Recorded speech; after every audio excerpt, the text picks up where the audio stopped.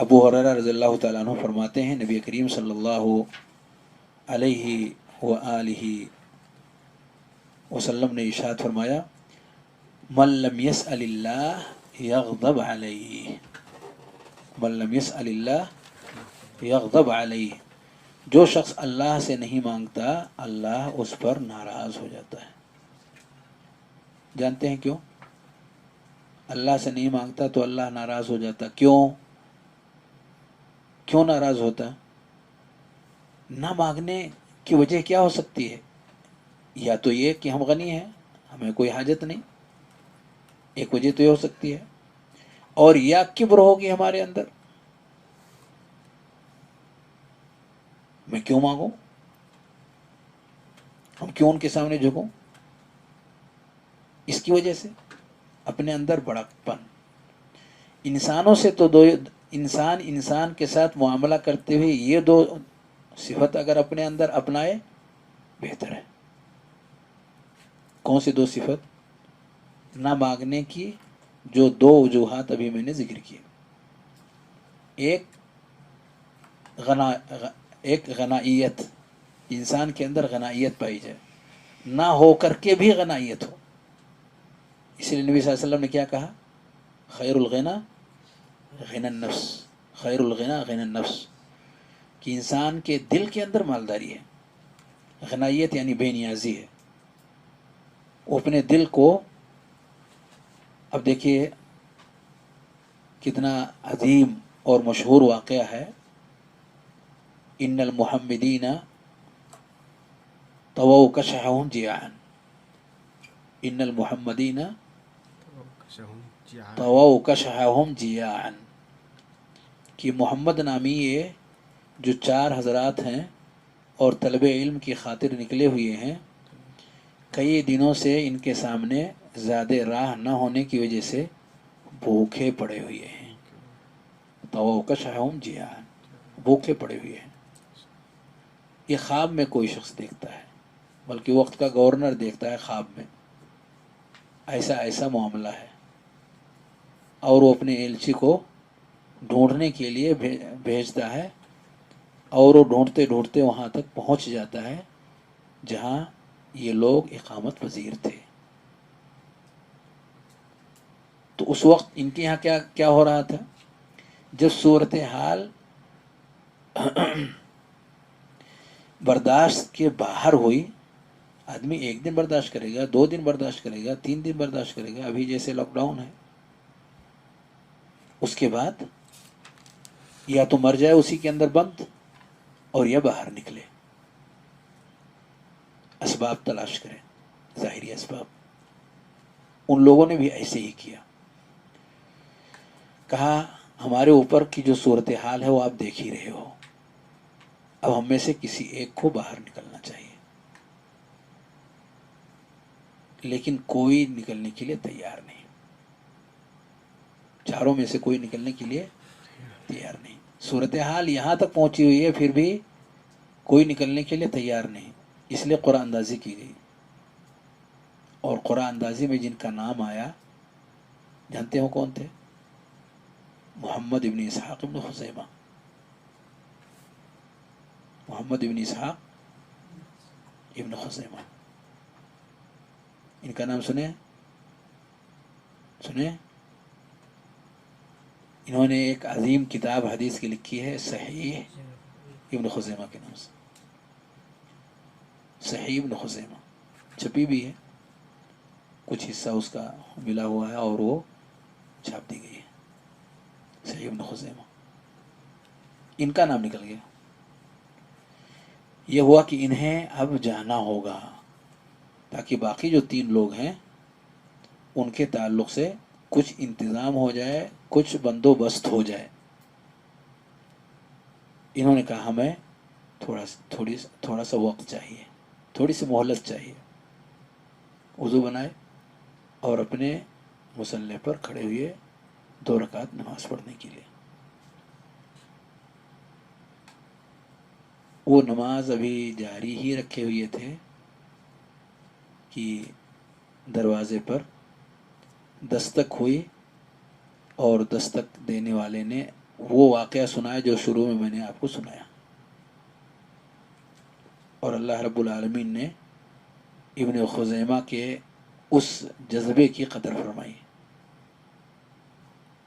وہ نکلنا نہیں چاہ رہے تھے، لوگوں کے سامنے اپنی حاجت کو رکھنا نہیں چاہ رہے تھے، لیکن ان کا نام نکل چکا تھا اس لیے مجبور تھے، اب ان کو نکلنا ہی تھا. لیکن اس سے پہلے انہوں نے 2 رکعت نماز پڑھنے کی خواہش ظاہر کی. تو اس سے معلوم ہوا کہ انسان اپنی حاجت رکھتا ہے، پر کس کے سامنے رکھتا ہے؟ رب کریم کے سامنے رکھتا ہے، اولاً و آخراً. اور مجبور ہوتا ہے تو اپنے جیسے انسانوں کے سامنے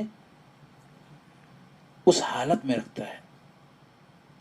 لیکن عمومیت کے ساتھ اگر ایمان والا ہے تو اللہ رب العالمین کے سامنے ہی اپنی ساری چیزیں رکھتا ہے، چاہے دنیا کی حاجت ہو یا آخرت کی حاجت ہو. تو یہ صفت بندے کے اندر پائی جاتی ہے. باقی 3 لوگوں کا کیا نام تھا؟ مشہور واقعہ ہے، ایک بہت مشہور تفسیر ہے اور اس کے مؤلف نہیں، محمد بن جریر الطبری. محمد بن جریر الطبری. 2 ہو گئے. تیسرے کون تھے؟ تیسرے تھے محمد بن نصر المروزی. محمد بن نصر المروزی. چوتھے کا کیا نام ہے؟ چوتھے کا نام نہیں یاد آ رہا ہے. یہاں پر مقصود یہ تھا کہ اللہ ناراض ہو جائے گا. اللہ کیوں ناراض ہوگا؟ اس لیے نہیں کہ آپ نے سوال نہیں کیا، اس لیے کہ سوال کیوں نہیں کیا، اس کے پیچھے وجہ کیا ہو سکتی ہے، اس کی وجہ سے ناراض ہوگا. یا تو انسان غنائیت کی وجہ سے رب کے سامنے ہم غنی یا ہم محتاج.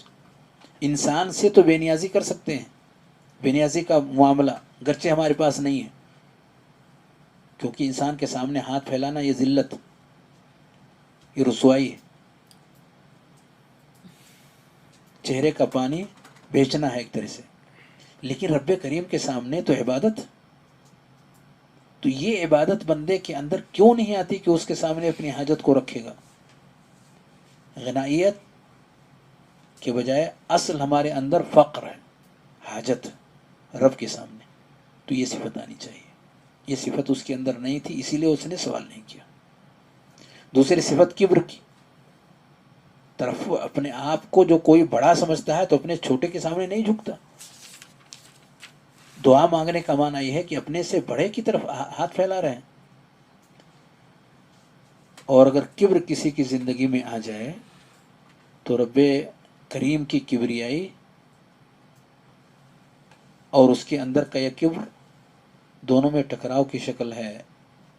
ہمیں تواضع رکھنا ہے رب کے سامنے، نہ کہ تکبر. اللہ رب العالمین سب سے بڑا ہے، اور بڑے کے سامنے جھکنے کی صفت اچھی ہے، نہ کہ نہ جھکنے کی. اسی لیے اگر کسی کے اندر کبر ہے تو اللہ رب العالمین اسے معاف نہیں کرے گا. تو اسی لیے اللہ رب العالمین ناراض ہوتا ہے اس شخص سے جو سوال نہیں کرتا ہے، کیونکہ سوال نہ کرنے کی جو 2 وجوہات ہیں دونوں خطرناک ہیں. دونوں میں سے ایک بھی ایسی نہیں ہے کہ جس کی بنیاد پر اللہ رب العالمین کی ناراضگی نہ حاصل ہو.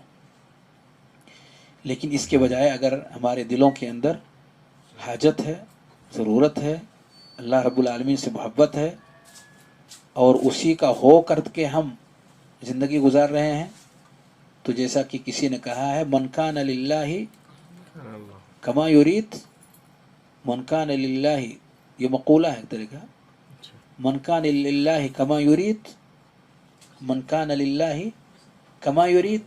جو شخص اللہ رب العالمین کے لیے ویسا بنتا ہے جیسا کہ رب چاہتا ہے، کما یرید یعنی کما یرید ربنا، جو بندہ اللہ رب العالمین کے لیے ویسا بنتا ہے جیسا کہ ہمارا رب چاہتا ہے، کان اللہ لہ فوق ما یرید، کان اللہ لہ فوق ما یرید. تو اللہ اس کے لیے اس کی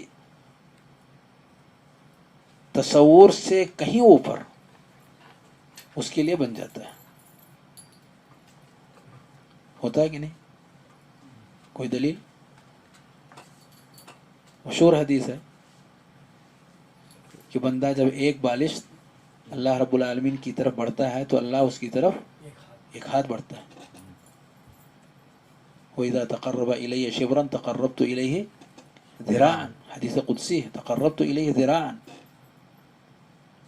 تو اسی لیے کسی نے مقولے کے طور پر یہ بات کہی کہ اگر کوئی شخص اللہ رب العالمین کا ہو جاتا ہے اس کی چاہتوں کے اعتبار سے، رب کریم کے ارادے کے اعتبار سے، تو اللہ رب العالمین بندے کے چاہت اور اس کے ارادے سے بڑھ کر کے اس کے ساتھ خیر کا معاملہ کرتا ہے، فوق ما یرید.